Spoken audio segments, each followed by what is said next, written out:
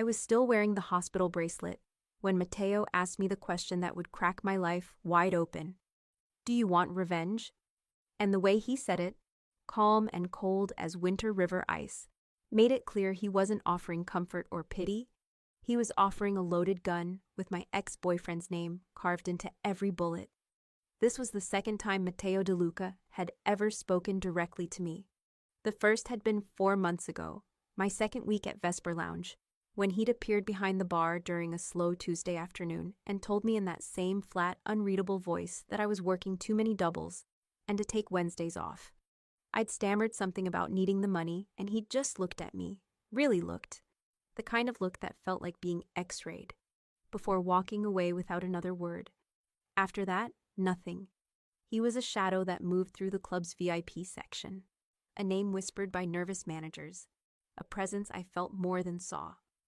I poured drinks, dodged handsy customers, and caught the 6 a.m. bus to campus. And Mateo De Luca existed in some separate universe I never expected to touch. But here he was standing outside City General at 2 a.m, blocking my path to the parking lot in a charcoal suit. And I should have been asking how he even knew I was here. I should have been asking why the owner of an upscale bar would drive across the city to intercept a bartender he barely acknowledged. Instead, I heard myself say, yes. Something shifted in his expression, not quite surprise, more like satisfaction, like I'd confirmed a theory he'd been testing. Good. He moved closer, and I caught the scent of expensive cologne and something darker, something that reminded me of Vesper's back rooms, where men in tailored suits made deals I wasn't supposed to notice. How long has Nathan Hale been putting his hands on you? The casual way he said Nathan's full name, like he'd already looked him up, already started building a file, sent ice down my spine. 6 months. My voice came out steadier than I expected, considering my ribs still screamed with every breath.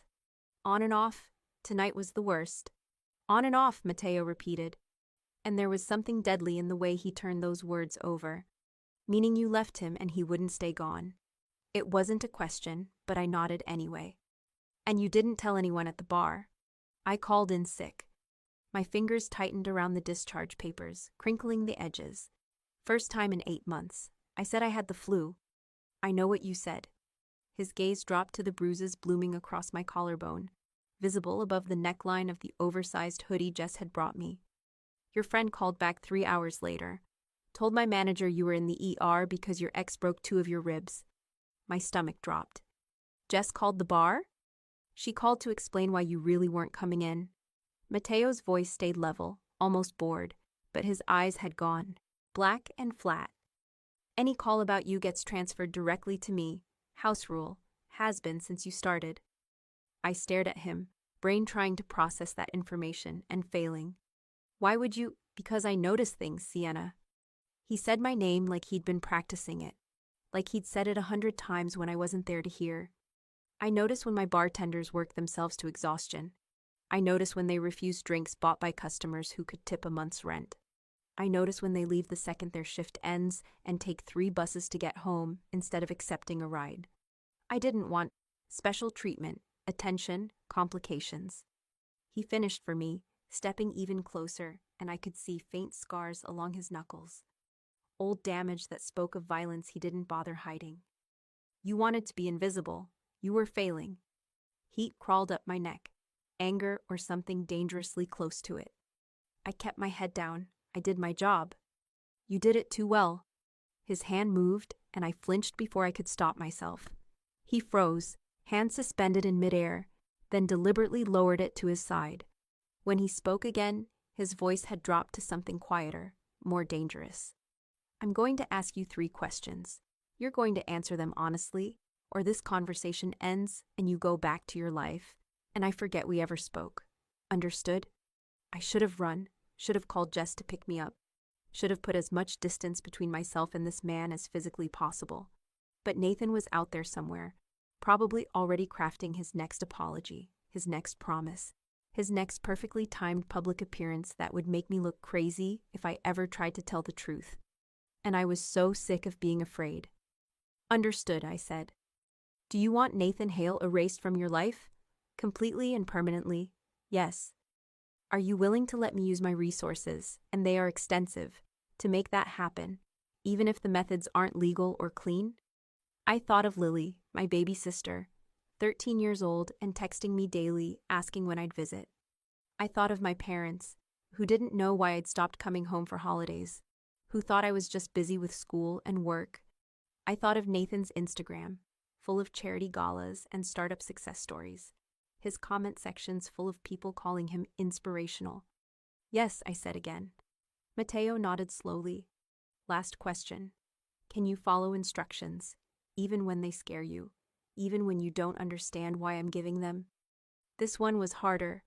I'd spent 6 months breaking myself trying to follow Nathan's rules, twisting into shapes that would keep him calm, keep him happy, keep his fists away from my face.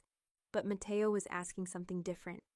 I could hear it in the way he watched me, patient and utterly still, like he'd wait all night for my answer. If you explain the reasons, I said carefully, and they make sense, yes, but I won't be blind and obedient. Not for anyone, not anymore. I waited for anger, for him to walk away. Instead, the corner of his mouth lifted, barely, just a ghost of something that might have been approval. Smart girl, he pulled out his phone, typed something fast, then pocketed it again. Here's what happens next. You're going to get in my car. We're going to my office above Vesper. You're going to tell me everything you know about Nathan Hale, where he works, who he knows, what he cares about, what he's afraid of. And then we're going to systematically destroy his entire carefully constructed life. Mateo's voice stayed conversational, like he was describing plans for dinner. His reputation, his business, his social standing, every single thing that makes him feel powerful. When I'm done, he'll be radioactive, untouchable. No one will take his calls. No one will believe his side of any story. My heart was hammering against my bruised ribs, sending sharp warnings with every beat. You can do that, Sienna, he said it softly, almost gently. I own half the city's nightlife. I have files on every business owner, every politician, every trust fund baby who thinks their money makes them invincible. Nathan Hale is a small-time tech entrepreneur with a good publicity team and an inflated sense of his own importance. He's a fucking insect. I believed him. God help me, standing there in the hospital parking lot with my ribs screaming and Nathan's voice still echoing in my head. You made me do this. You always make me do this. I believed every word. What do you get out of this? I asked, because I'd learned the hard way that no one helped for free. Satisfaction. Mateo's eyes glittered in the sodium lights. And your honesty. That's the deal, Sienna. I give you revenge and protection. You give me complete transparency. No lies, no omissions, no playing games. You work with me, not around me. Protection for my family too, I said. And his eyebrows rose slightly. Nathan knows about my parents, my sister. If he gets desperate. Address? I rattled off my parents' suburb, 3 states away. They'll have a security detail by morning. Invisible, professional. They'll never know. He tilted his head. What else? I keep going to class. I have exams in 2 weeks, and if I fail, I lose my scholarship. You'll make your exams. And no killing. I forced myself to hold his gaze. Whatever you do to Nathan, he doesn't end up dead. I won't be the reason someone dies, even him. For a long moment, Mateo just looked at me, and I couldn't read anything in his expression, not agreement, not refusal, just that same measuring intensity. Then he nodded once, sharp and final. No killing, he agreed. I'm going to ruin him, Sienna.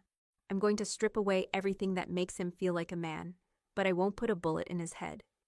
He extended his hand. Do we have a deal? I looked at his scarred knuckles, at the expensive watch glinting on his wrist, at the black sedan idling 20 feet away with a driver I hadn't even noticed until now. I thought about my textbooks, and Lily's texts, and Nathan's perfect smile. I thought about the way Mateo had said you were failing at invisibility, like he'd been watching me for months, like I'd already been on his radar longer than I'd ever realized. I took his hand. His grip was warm, firm, absolutely controlled. We have a deal, I said. And just like that, I stopped being prey. The car smelled like leather and something darker. Gun oil, maybe. Or just the weight of money and power concentrated in a small space. I sat in the back seat next to Mateo while his driver navigated the empty streets and tried not to think about how Nathan had always insisted I sit in the front seat of his Tesla, where he could rest his hand on my thigh and squeeze when I said something he didn't like. Mateo hadn't touched me once since I'd gotten in the car.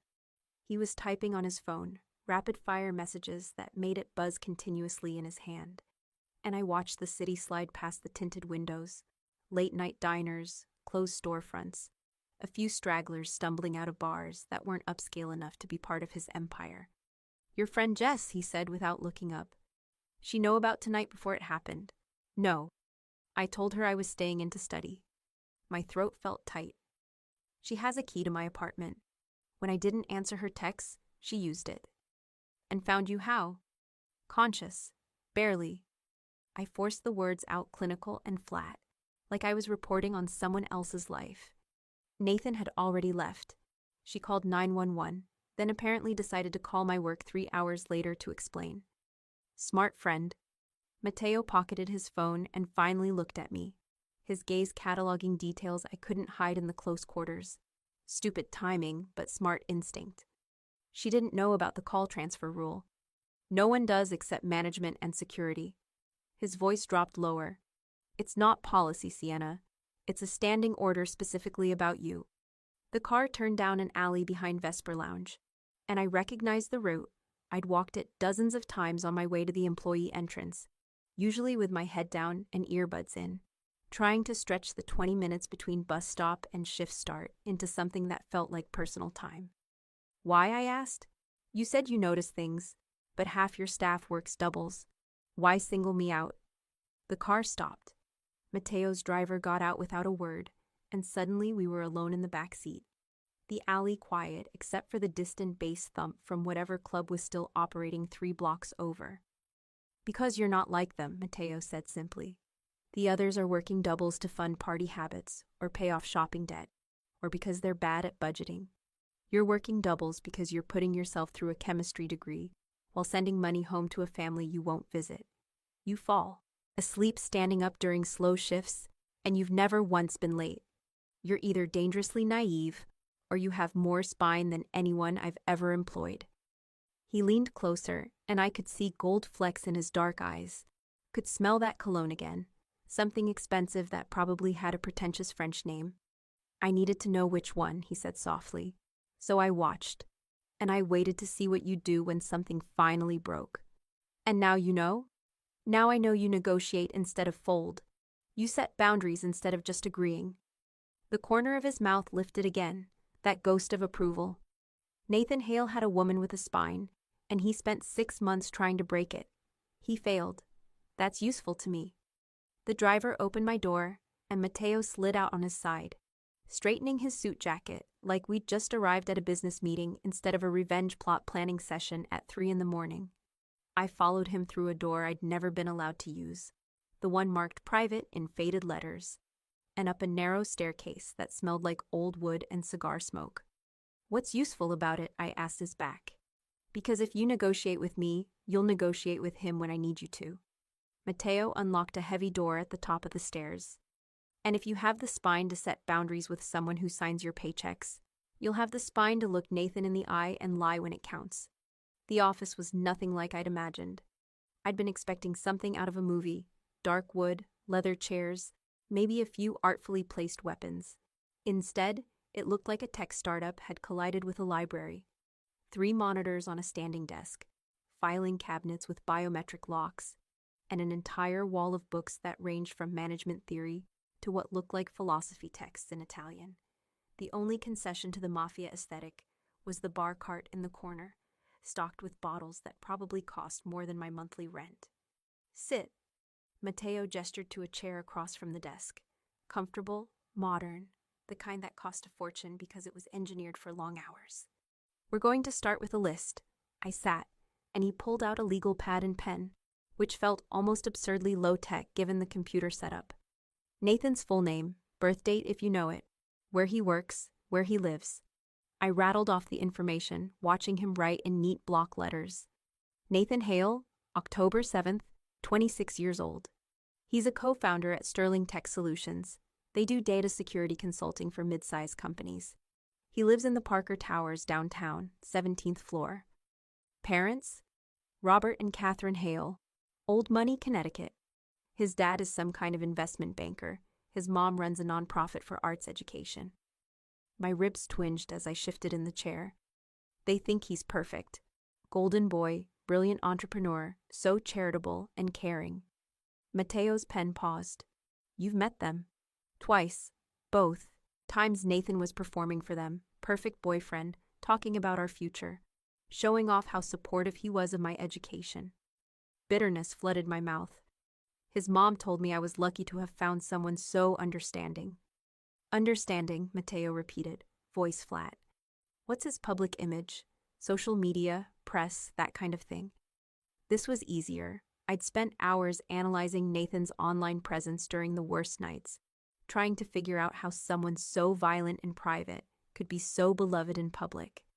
He's very active on LinkedIn and Instagram, posts about Sterling Tech's success, shares articles about innovation and leadership. He does volunteer work, or at least he photographs himself doing it. Food banks, literacy programs, that big charity run last spring. I could hear my voice getting sharper, faster. He's obsessed with being seen as one of the good guys. Every post is carefully curated. He monitors his comments, responds to praise, deletes anything critical. So his image is everything. His image is the only thing that matters to him. I leaned forward, ignoring the pain. More than money, more than the business, definitely more than me. He needs to be admired, respected. He needs people to think he's special. Mateo set down the pen and looked at me with something that might have been satisfaction. That's the pressure point, he said. That's where we crack him open. He opened a laptop, typed for a moment, then turned it so I could see the screen. It was Nathan's Instagram, that too-perfect grid of aspirational content that made me want to throw up. Walk me through his network. Who does he care about impressing? Who validates that image? I studied the screen, clicking through tagged photos and comments. Sterling Tech's other co-founder, David Smith. They're business partners, but also friends, or at least they perform friendship well. Nathan cares what David thinks. Smith's contact info. I don't have it. I will by morning. Mateo made a note. Who else? There's a tech networking group he's part of. Young entrepreneurs, a lot of them from wealthy families playing at being self-made. They meet monthly, post about each other constantly. I scrolled further.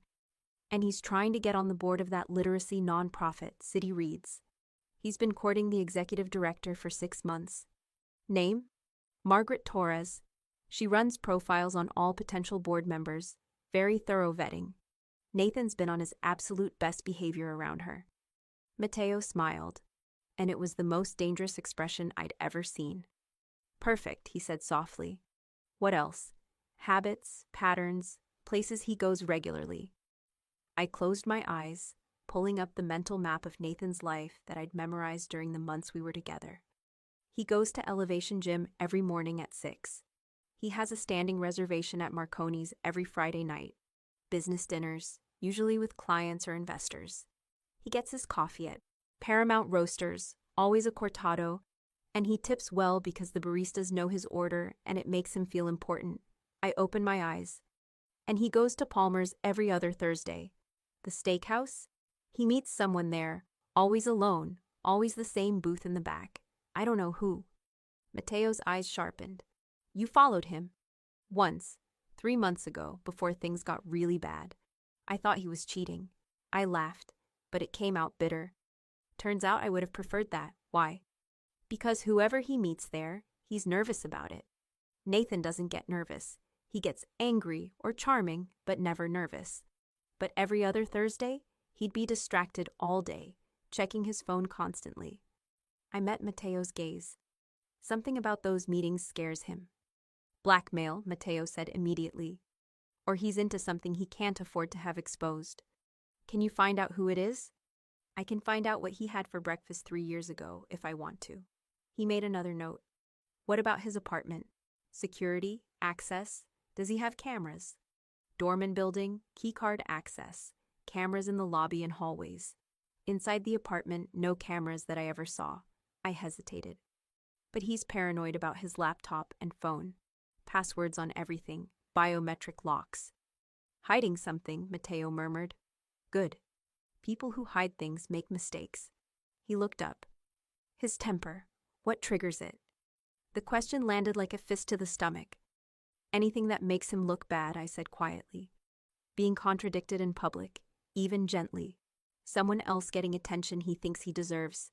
Me being too tired or busy to attend his events. My hands curled into fists in my lap. And questions. He hates being questioned about anything. His business, his decisions, where he's been. Control freak. Narcissist, I corrected. My roommate's sophomore year was a psych major. I looked up the symptoms after the first time he shoved me. Nathan checked every single box.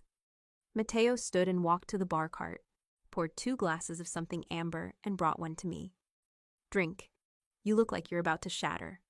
I took the glass. The liquid inside smelled like smoke and money. I don't care what you usually do. Right now you're running on adrenaline and painkillers and spite. The crash is coming. This will help. I sipped. It burned going down, but warmth spread through my chest, loosening something that had been wound tight since I'd woken up on my apartment floor with Jess screaming into her phone. Mateo leaned against the desk, watching me. Here's what happens next. Tonight you go home, my driver will take you. Tomorrow you rest. No classes, no bar, nothing. You heal. I have organic chemistry at 10. Sienna. He said it sharp enough that I shut up. You have 2 broken ribs and a concussion the ER doctors definitely told you to monitor. You're not going to chemistry. You're going to sleep. And you're going to let your body recover because in a few days, I'm going to need you functional. For what? Phase 1. He swirled the liquor in his glass. Sterling Tech is hosting a client showcase next week. Networking event, demonstrations, the whole dog and pony show. Nathan will be performing. Charming, brilliant, so innovative. How do you know about that? Because I know everything. And the sooner you internalize that, the easier this gets. He smiled slightly. You're going to that showcase, Sienna. Not with Nathan. He doesn't know you're coming. You're going as someone's +1, someone I'll arrange. Your job is to watch, listen, and report back everything you see. My heart started hammering. He'll recognize me. He'll see you. There's a difference. Mateo set down his glass. You're going to be visible, but untouchable. Just another face in a crowd of tech industry people. And if he approaches you, if he tries anything, you're going to smile and be polite and give him absolutely nothing. Why? What's the point? The point is making him sweat. Mateo's voice dropped to something cold and precise. The point is letting him know you're not cowering at home, you're not afraid, and you're moving through his world like you have every right to be there. It'll make him sloppy, paranoid, and paranoid men make mistakes. I thought about seeing Nathan across a room, thought about his face when he realized I wasn't broken, wasn't hiding. I can do that, I said. I know you can. He pushed off the desk and pulled out his phone. Give me your number. I rattled it off, and a moment later my phone buzzed in my hoodie pocket. That's me. You don't call unless it's an emergency, but you text me every morning and every night. Just one word, safe.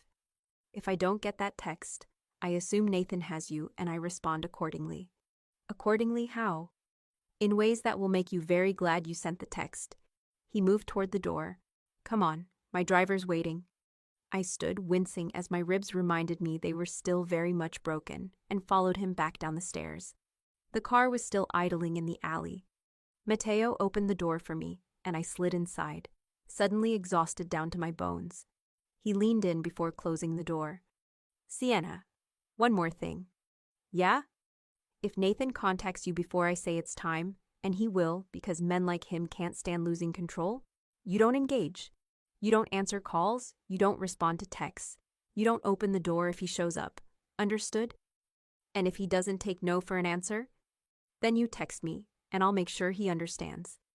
Mateo's expression went flat and deadly. He put you in the hospital once. He won't get a second chance. The door closed, and the car pulled away. and I watched Vesper Lounge disappear in the rear window. My phone was heavy in my pocket. I pulled it out, opened a new message to Mateo's number, and typed one word: safe. The reply came immediately. Good, girl, sleep. Tomorrow we start breaking him. I stared at those words the entire ride home, and for the first time in 6 months, I felt something uncurl in my chest that wasn't fear. It was hunger. I didn't sleep. I tried, lay in my bed with the lights off and my phone on the nightstand. Jess snoring softly in the living room, where she'd insisted on camping out. But every time I closed my eyes, I saw Nathan's face. Not from tonight, not twisted with rage, but from 3 months ago when he'd smiled at me across a table at some fundraiser and I'd actually believed he was sorry for the last time. At 6 a.m., I texted Mateo, safe. The reply came in under 30 seconds. Good. Stay home. Rest. I'll contact you tomorrow with details. I made coffee instead, moving quietly so I wouldn't wake Jess, and opened my laptop at the kitchen table. My organic chemistry notes stared back at me. Problem sets due Friday that I hadn't touched. A group project presentation next week that I'd barely contributed to. Normal life. The life I was supposed to be living. My phone buzzed. Not Mateo, a number I didn't have saved but recognized immediately from the 203 area code. Nathan. I stared at the screen as it rang once, twice, 3 times, then went to voicemail. 30 seconds later, a text appeared. Sienna, please. I'm so sorry.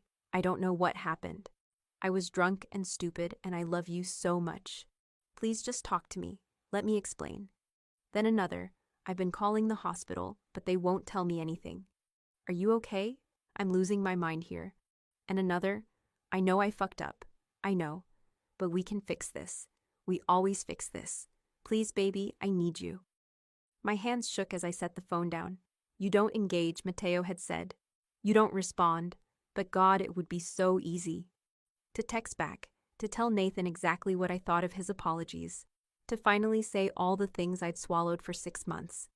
Instead, I screenshotted the messages and sent them to Mateo with no comment. His response was immediate. Good. Let him spiral.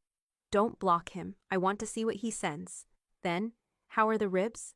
I looked down at my torso, wrapped in the compression bandage the ER had given me. Everything hurt, but it was the kind of hurt that had become almost familiar. Fine, I typed. Liar. Take the painkillers, doctor's orders. You're not a doctor. No, but I own 3 doctors, and they all say the same thing. Broken ribs hurt like hell, and you need to rest. Despite everything, I almost smiled. The day passed in a fog of pain meds and forced rest.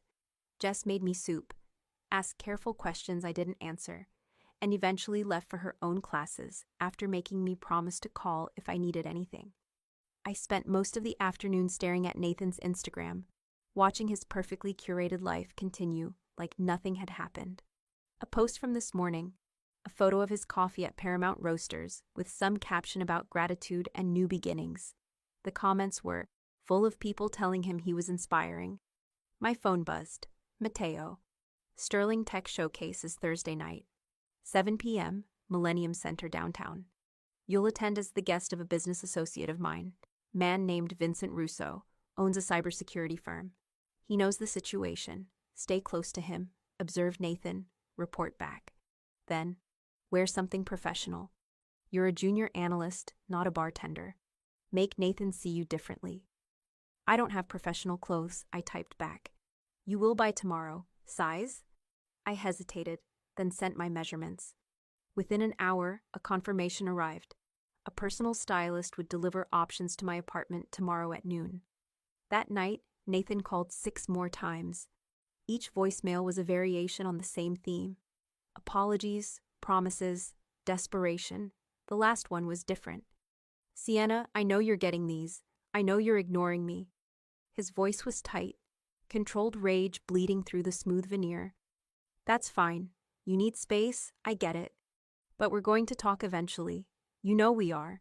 And when we do, you're going to remember that I made you. Your apartment, your tuition money last semester when you fell short, that laptop you're probably using right now, all me. You don't get to just walk away and pretend I don't exist. I played it 3 times, then sent it to Mateo. His response, he's already cracking. Perfect. Wednesday morning, I forced myself out of bed and into the shower. Let hot water run over bruises that had bloomed into spectacular purple-black flowers across my ribs and shoulder. The compression bandage had to be rewrapped, and I fumbled with it one-handed until Jess appeared in the doorway and took over with practiced efficiency. You're going to tell me what's happening eventually, she said quietly, smoothing the bandage into place. Right? Eventually, I agreed, because lying to Jess felt impossible. Is it bad? It's complicated. Sienna, she turned me around to face her, and her dark eyes were worried. That guy from the bar called me yesterday. Your boss. Asked if you needed anything, said to send him the bills from the ER. My stomach dropped. Mateo called you? Yeah. Was weird as hell, honestly. Super polite, super intense. Asked a bunch of questions about Nathan I didn't know how to answer. She crossed her arms. Why does your boss care this much about a bartender? I don't know, I said, and it wasn't quite a lie. I didn't know why Mateo had been watching me for months. Didn't understand what made me different from any other employee. I just knew he had been. And was. Jess studied my face, then sighed. Okay, but if you need help, real help, not whatever this is, you call me. Got it? Got it. The stylist arrived exactly at noon with 3 garment bags and an efficiency that suggested she'd dressed mob girlfriends before.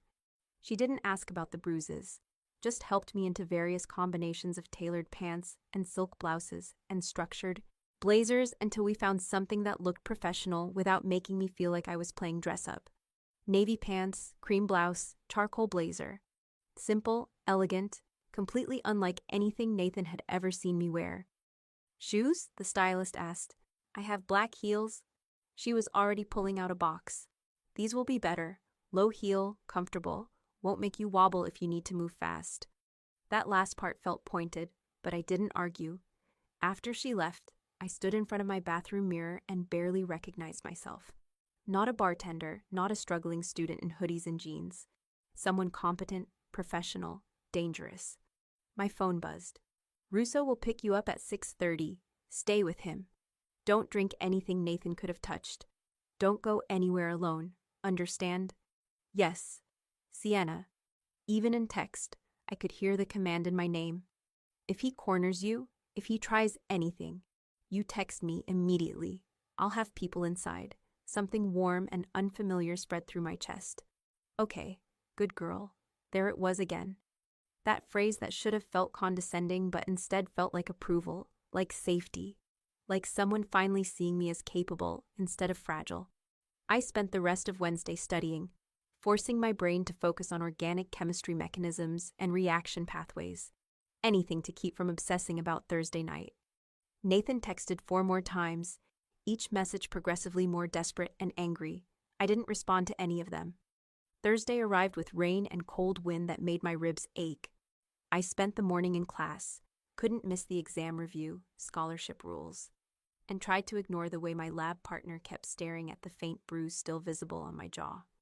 At 4 p.m., I went home and started getting ready with the kind of methodical focus I usually reserved for exams. Shower, hair dried straight and professional, minimal makeup that covered the worst of the bruising, the outfit the stylist had left, each piece feeling like armor clicking into place. By 6:15, I looked like someone who belonged in Nathan's world. By 6:30, I was terrified. The knock on my door was precisely on time.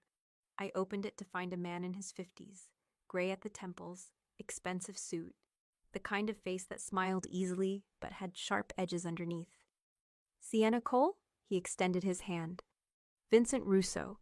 Mateo says you're smart and observant. I'm going to need both tonight. I shook his hand, grabbed my bag, and followed him to the car. The Millennium Center was exactly the kind of place Nathan loved. All glass and modern architecture. The kind of venue that looked good in photos. The lobby was already crowded with tech industry people in their version of formal wear. Expensive jeans, blazers, statement glasses. Nathan's world. His people. Vincent kept a hand at my elbow, guiding me through registration and into the main exhibition hall where Sterling Tech had set up displays and demo stations. And there he was. Nathan stood near the center of the room, surrounded by a small crowd, gesturing animatedly as he explained something on a tablet screen. He was wearing the navy suit I'd always told him looked good, his hair perfectly styled, his smile wide and warm and completely fake. I stopped breathing. "Easy," Vincent murmured. "You're fine. You're here as my analyst. He's just another tech bro." But Nathan had looked up, scanning the room with that predatory awareness he'd always had, and his gaze snagged on me like a hook. I watched his smile freeze, watched recognition hit, then confusion, then something that might have been fear. I lifted my chin and looked right back at him. "Good," Vincent said quietly. "That's exactly right. Now come on, let's get a drink and let him sweat." We moved to the bar, and I ordered sparkling water with lime, hyper-aware of Nathan's gaze burning into my back. My phone buzzed in my bag. "I see you. You're doing great. Breathe. Mateo." Watching somehow, even though I couldn't see him anywhere in the crowd. "Sienna," Nathan's voice, right behind me. I turned slowly, deliberately, and met his eyes. Up close, he looked rough, circles under his eyes, jaw tight, none of the easy charm he usually wore. "Nathan," I said coolly, "I didn't know you'd be here." It was a lie, and we both knew it. "I didn't know you'd be here either." His gaze raked over my outfit, the way I was standing next to Vincent, the complete absence of fear in my posture. "You look different." "Do I?" "Professional," he said it like an accusation. "Since when do you attend industry events?" "Since I was invited." I took a sip of my water. "Vincent, this is Nathan Hale, co-founder of Sterling Tech." "Nathan," Vincent Russo, cybersecurity consultant. Vincent shook Nathan's hand with exactly the right amount of polite disinterest. "Impressive setup you've got here. Matteo DeLuca speaks highly of your work." Nathan's face went carefully blank. "You know DeLuca?" "Business associate." Vincent smiled. "Small world, isn't it?" I watched Nathan process that information, watched him connect me to Vincent to Matteo, watched the calculations happening behind his eyes. "Sienna, can we talk?" Nathan's hand moved toward my arm. "Privately?" "I don't think that's a good idea," I said, stepping back slightly. 5 minutes, please. I just need to explain." "There's nothing to explain." I kept my voice level, professional, the same tone I'd use with any unwanted customer at the bar. "We're done, Nathan. We have been for a while. I'm just making it official." "You're making a mistake." His voice dropped lower, that dangerous edge creeping in. "Walking away from me, showing up here with, who, DeLuca's people? You think that looks good? You think people won't talk?" "I think," I said quietly, "that I don't care what people say anymore." Something cracked in his expression, rage, barely controlled. The same look I'd seen right before his fist connected with my ribs. Vincent moved slightly, positioning himself between us. "I think the lady made herself clear, Hale." For a long moment, Nathan just stared at me, and I could see him weighing options, calculating consequences, trying to figure out how to regain control of a situation that was slipping away. "This isn't over," he finally said. "Yeah," I said. "It is." He walked away, shoulders tight, and I realized my hands were shaking. "Bathroom," I managed. Go. I'll wait right here." Vincent's expression was grim. "Text Matteo, now." I fled to the women's bathroom, locked myself in a stall, and pulled out my phone. He cornered me. "I'm okay. Vincent's watching. But Nathan knows something's happening." The response came immediately. "You did perfect. Stay close to Vincent. I'm sending someone to walk you out in 20 minutes. Phase 1 complete. You rattled him exactly like I needed." My hands were still shaking, but something else was rising up underneath the fear. Pride. Wild, fierce pride that I'd looked Nathan in the eye and hadn't broken. I splashed water on my face, fixed my makeup, and went back out. Vincent was exactly where I'd left him, and he handed me a fresh sparkling water without comment. "You've got guts, kid," he said. "Matteo was right about you."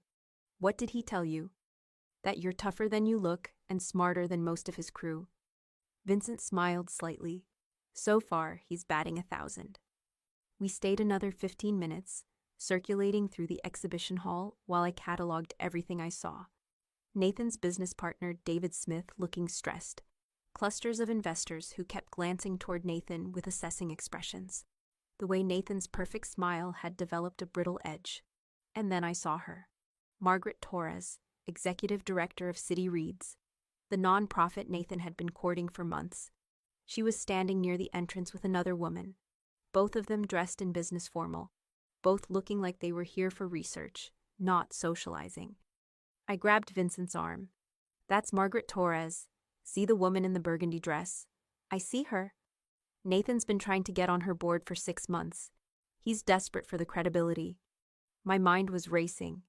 If she's here tonight, she's vetting him, watching how he operates in his professional environment. Vincent pulled out his phone, typed something fast. Mateo says to get closer. Listen to what she's saying. We drifted toward the entrance, and I pretended to examine a display panel while actually focusing on Margaret's conversation. Just seems very image-focused, the woman with her was saying. All the social media, all the press releases. Does he actually care about literacy, or does he care about being seen caring? That's what I'm trying to figure out. Margaret's voice was thoughtful, measured.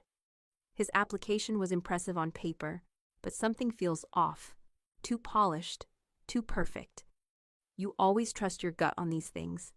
My gut says he's performing, Margaret said quietly, and I don't trust performers. I glanced across the room and saw Nathan watching Margaret with an intensity that bordered on desperate. He needed her approval, needed that board position to solidify his image as a philanthropist, not just a tech entrepreneur. And she was already skeptical. My phone buzzed. Leave now. Black car at south entrance. Driver knows your face. I touched Vincent's elbow. I have to go. Good. You did excellent work tonight. He walked me to the exit, and sure enough, there was a black sedan idling at the curb. The driver nodded at me, and I slid into the back seat, suddenly exhausted. My phone rang before we'd gone 2 blocks. Mateo. You were brilliant, he said without preamble. Vincent said Nathan looked like he'd seen a ghost. He did. I leaned my head back against the seat. He knows I'm not alone anymore. He knows I have people. He knows you're under my protection, which means he can't touch you without consequences. Mateo's voice held that edge of satisfaction again. And now he's going to spend the next few days paranoid and sloppy, wondering what you're planning, wondering who else knows. Margaret Torres is already suspicious of him, I said. She thinks he's too image-focused, too perfect. Good, that's very good. A pause. How are you feeling? Terrified, I admitted. But also, I searched for the right word. Alive. Is that sick? That confronting him felt better than hiding? No. That's survival instinct finally kicking in properly. His voice softened slightly. You did exactly what I needed tonight, Sienna. Get some rest. Tomorrow we escalate. How?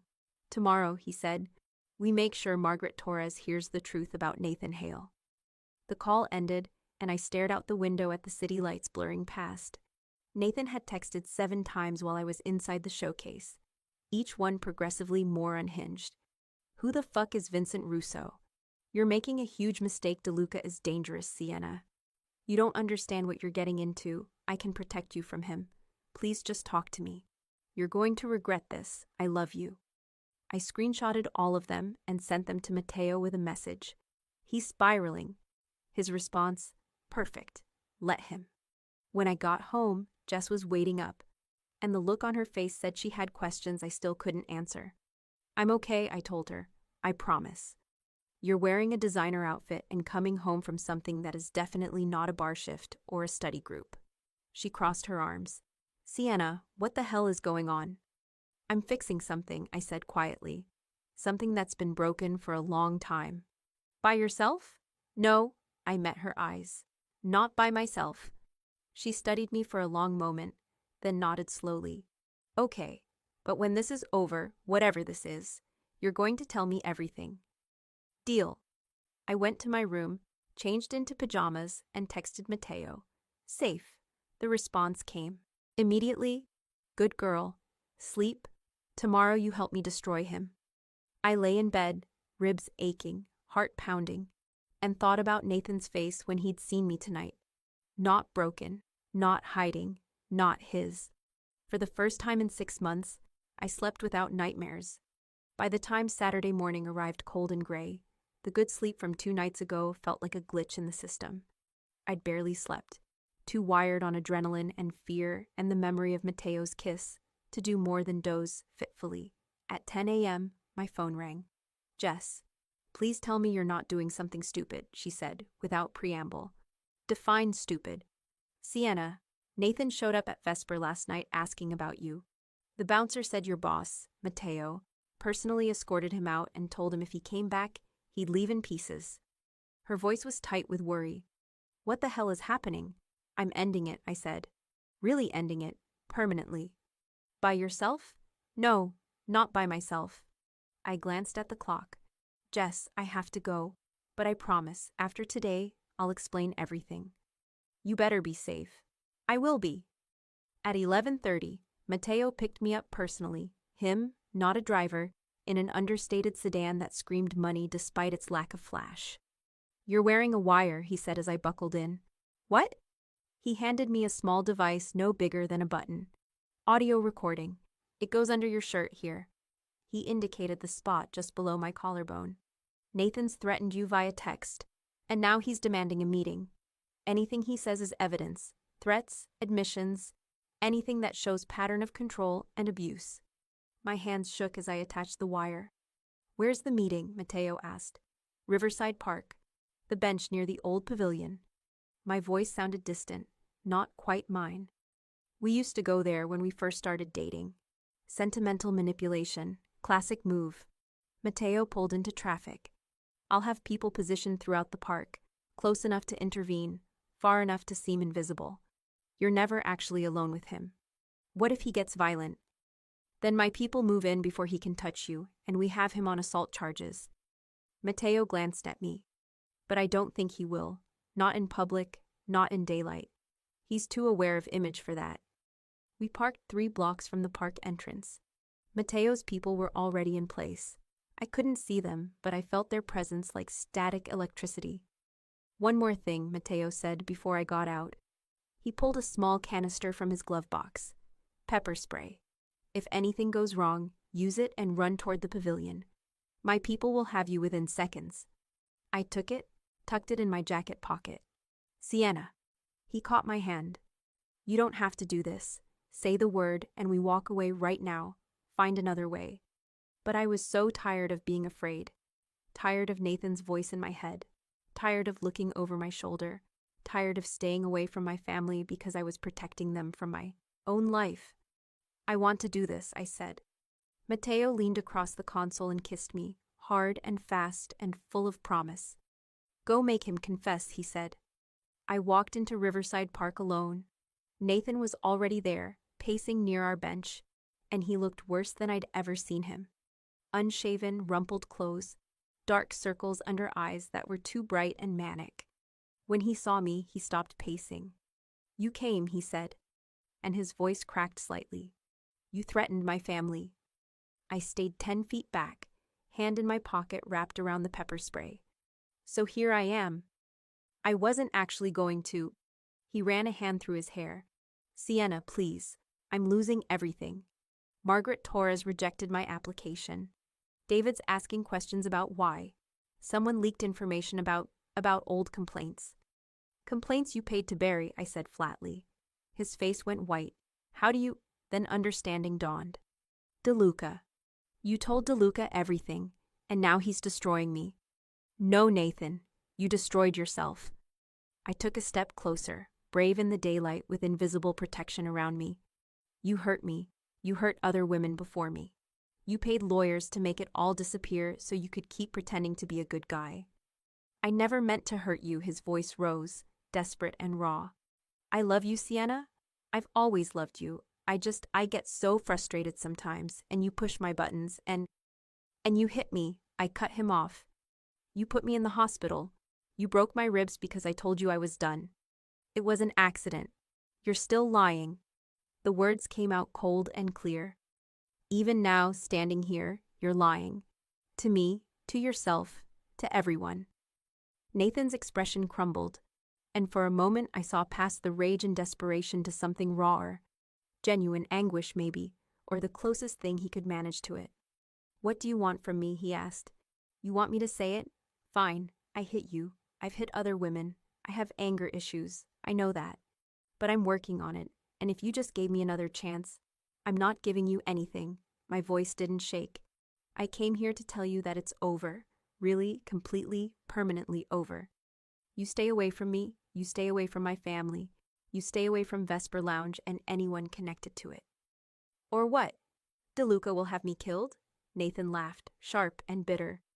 "You think I'm scared of some mob boss who runs nightclubs? You should be."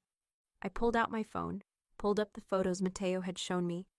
"Because he has evidence of every NDA you've signed, every woman you've paid off, every meeting with Lawrence Garrett, and he's willing to make it all public unless you disappear." Nathan stared at the screen, face going gray. "You can't. That's not legal. Neither is assault. Neither is harassment. Neither is using your money and connections to silence victims." I pocketed my phone. "So here's what's going to happen. You're going to step back from Sterling. Tech, health reasons, personal issues, whatever story you want to tell. You're going to stop applying for board positions and charity work.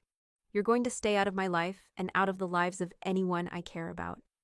And if I don't, then every woman you've hurt gets a call from someone offering to help them break their NDAs. Every journalist who's ever sniffed around your reputation gets an anonymous file full of evidence. And your parents, your investors, everyone who thinks you're special, they'll all know exactly who you really are."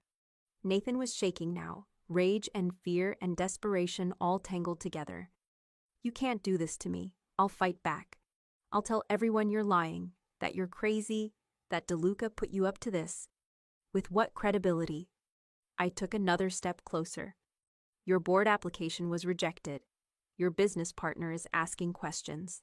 The women you paid off are being contacted. And I have text messages, voicemails, hospital records, and witness testimony." "Testimony from who? Your bartender friends? DeLuca's thugs?" He was spiraling now, voice rising. "No one's going to believe. Margaret Torres believes me. Patricia Yun believes me. And when Emily Smith and the others hear they're not alone, they'll believe me too." I held his gaze. "It's over, Nathan. You lost."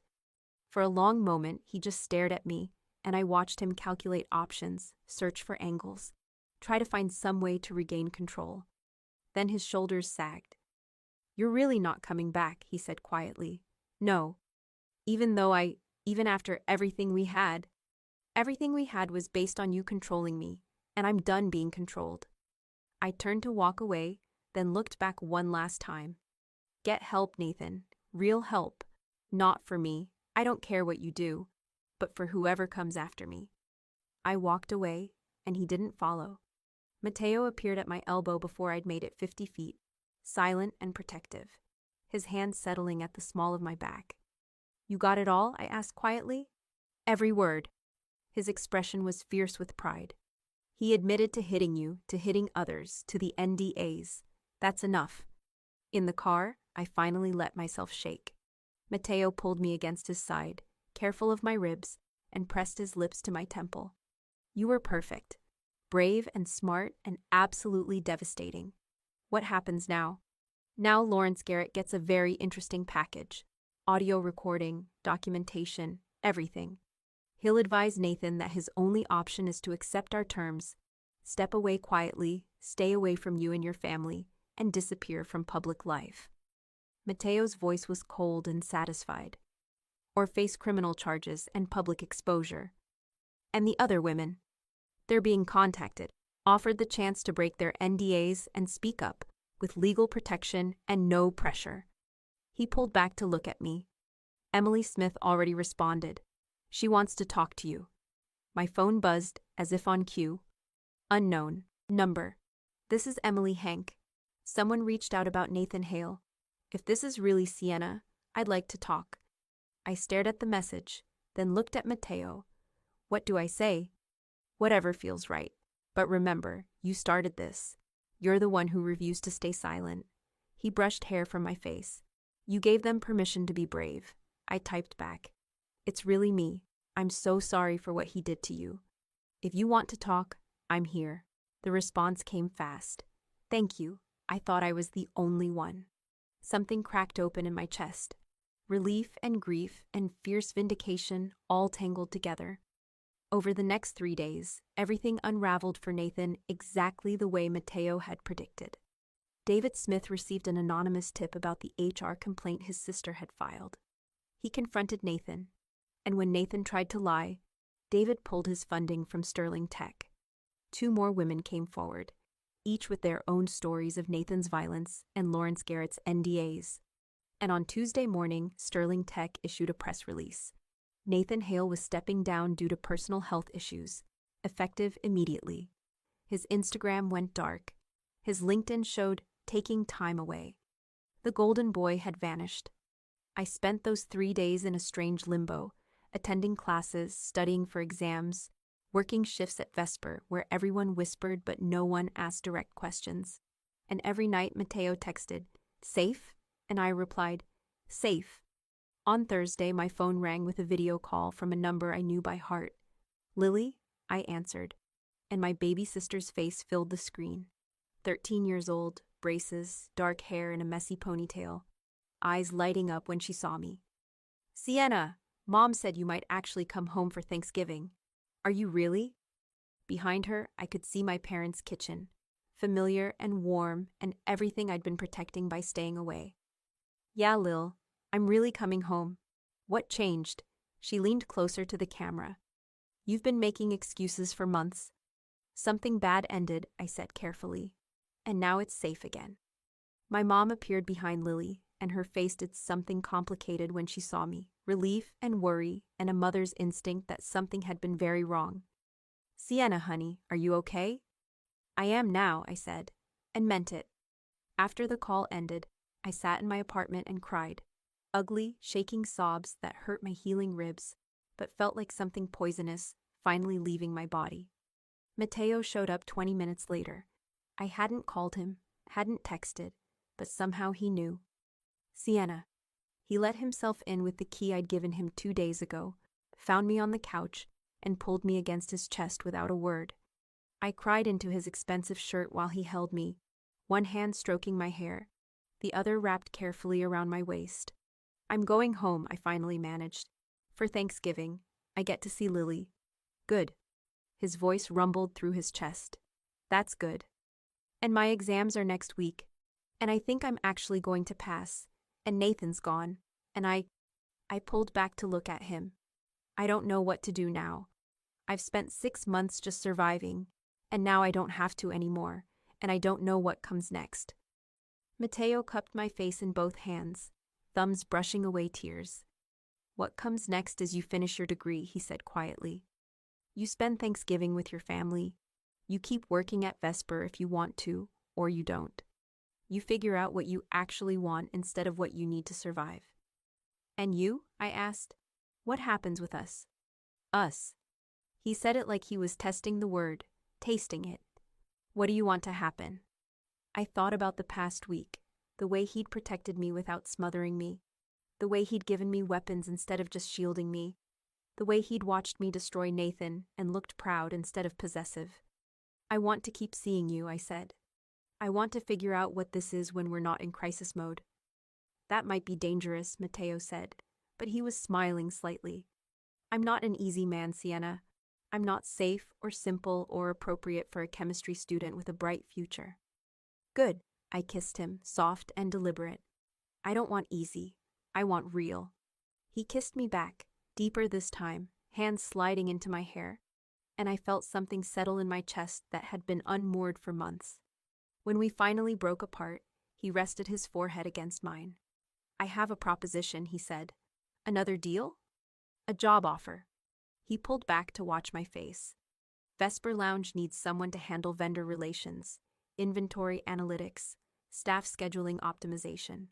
Someone detail-oriented, good with patterns, unafraid of difficult personalities." "You're offering me a real job? Not bartending?"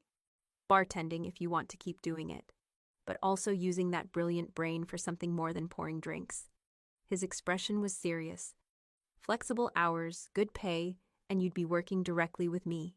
It's not chemistry, but it's a way to use your skills while you finish school. I stared at him, pieces clicking into place. You're giving me a place in your world, a real place, not just protection. I'm giving you options, Mateo corrected. A way to stay if you want to. No pressure, no expectations. But Sienna? His voice dropped lower, more intense. I want you to stay. Not because you're afraid or because you owe me, but because you choose it. I thought about Vesper Lounge, about the world Mateo inhabited.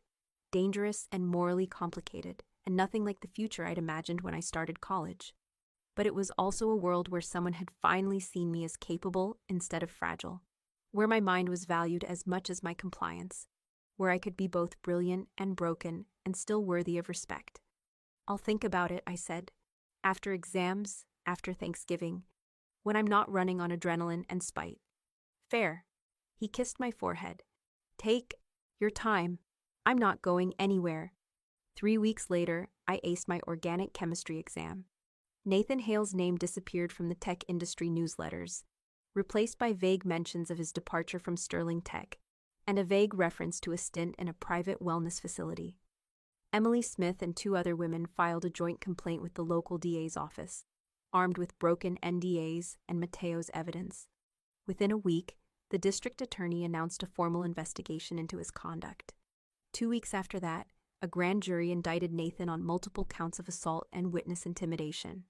He was arrested at his condo one quiet Tuesday morning, led out past the same cameras that used to film his charity appearances, and his PR team quietly rebranded his sudden disappearance as a wellness retreat, while he awaited trial, and I stood in my parents' kitchen on Thanksgiving, watching Lily help my mom with pie crust, and felt something I hadn't felt in months. Safe. My phone buzzed. Mateo, how's the family reunion? Me, perfect. Lily's telling me about her new soccer team. Mom keeps trying to feed me. Mateo, good. You belong there. Me, I belong in a lot of places now. Mateo, yes, you do. That night, after Lily had gone to bed and my parents were watching a movie in the living room, I sat on the back porch and made a decision. I called Mateo. I want the job, I said when he answered. The real one, working with you. I want to finish my degree and work at Vesper and figure out what we are when we're not destroying my ex. You're sure? I'm sure. I looked up at the stars, cold and distant and beautiful. I spent 6 months being small and scared and invisible. I'm done with that. I want a life that actually uses everything I am. Then come back to the city, Mateo said quietly, and let's build that life. I did. I came back to my apartment, to my classes, to Vesper Lounge, where I learned to manage vendor contracts and analyze profit margins, and navigate Mateo's world with the same competence I'd once used to survive Nathan's. And slowly, carefully, I built something new. A life where I worked hard, but not out of fear. Where I used my brain for problems that actually mattered. Where I visited my family without looking over my shoulder. Where I kissed a dangerous man who'd helped me remember I was dangerous too. 6 months after the hospital, I walked into Mateo's office above Vesper with a bottle of expensive scotch and 2 glasses. What's the occasion? He asked, looking up from his computer. I got into the graduate chemistry program, full ride. I set the glasses on his desk, and I turned it down. His eyebrows rose. You turned down graduate school? I turned down that graduate school. I poured us both drinks. I'm staying here, working with you, taking night classes at the local university instead. I handed him a glass. Turns out I like this world better than I expected.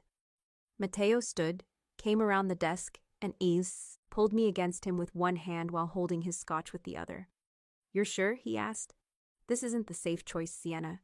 This isn't the bright future your parents probably imagined. No, I agreed. It's better. It's mine.